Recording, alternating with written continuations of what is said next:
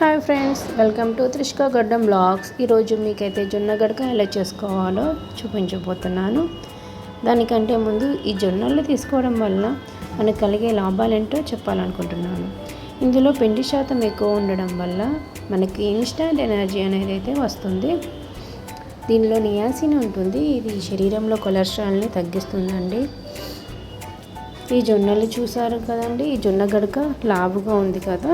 ఈ జొన్న గడకనైతే మనం కొంచెం గ్రైండ్ చేసుకుందాము.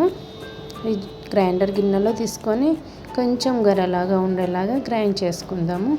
ఈ జొన్నలు మహిళలు తరచుగా తీసుకోవడం వల్ల హార్మోన్స్ అనేవి బ్యాలెన్స్డ్గా ఉండేలాగా చూస్తాయండి. ఈ జొన్న గడకకు కావాల్సినవి జొన్న గడక, సాల్ట్ అండ్ కొన్ని వాటర్. ఇలాగనైతే జొన్న గడకని గ్రైండ్ చేసుకుందాం. మనం ఈ జొన్న గడక పక్కన పెట్టేసి మనం ఒక స్టవ్ ఆన్ చేసి ఒక బగోన్లో వాటర్ తీసుకుందాం. వాటర్ క్వాంటిటీ అనేది ఎక్కువగా ఉండేలాగా చూసుకోవాలి. ఎందుకంటే ఈ జొన్న గడక చల్లారిన తర్వాత గట్టి పడుతుంది. మనం బగోన్లో అయితే హాఫ్ బగోన్ కంటే ఎక్కువనే వాటర్ తీసుకున్నాము. ఈ వాటర్ అనేది బాగా మరిగే వరకు చూడాలి. ఈ వాటర్ అనేవి బాగా వేడి అవ్వాలంటే దీనిపైన మనం మూత పెట్టేసుకుందాం. మూత పెట్టేసుకుంటే తొందరగా మరగడానికి వస్తాయి.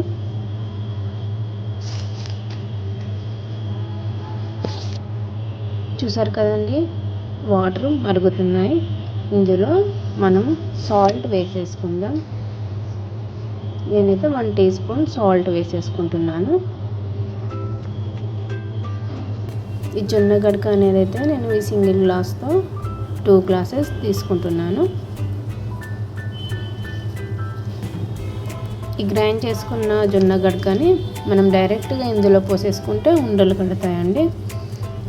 ఇలా ఉండలు కట్టకుండా ఉండాలంటే మనం ఈ జొన్న గడకలో, జొన్న పిండిలో మనం గోరువెచ్చటి వాటర్ని అయితే పోసేసుకొని బాగా కలిపేసుకొని తర్వాత అందులో పోసేసుకుందాం. ఈ విధంగా బాగా కలుపుకున్న తర్వాత మరుగుతున్న వాటర్లో మనం పోస్తూ కలుపుకోవాలి. లేదంటే ఈ గడక అనేది ఉండలు కట్టేస్తుంది.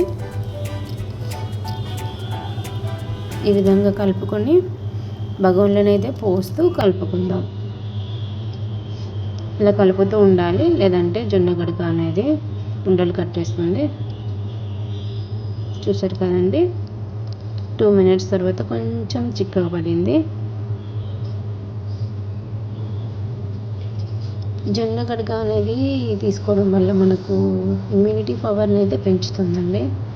చూసారు కదండి, ఒక 5 మినిట్స్ తర్వాత ఎలా చిక్కగా పడిందో ఇలాగే కలుపుతూ మనం ఉడికించుకోవాలి.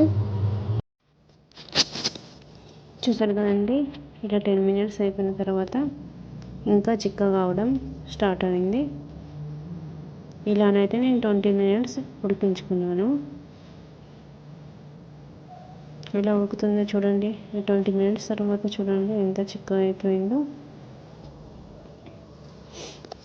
ఇలాగే కలుపుతూ ఒక 20 మినిట్స్ ఉడికించుకుంటే ఈ జొన్న గడక అనేది రెడీ. ఈ జొన్న గడక అయితే రెడీ అయింది. ఈ జొన్న గడకని నాన్ వెజ్ కర్రీస్లో కానీ, పప్పు సాంబార్లో కానీ, పెరుగుతో కానీ తీసుకుంటే బాగుంటుందండి. Okay friends, thanks for watching.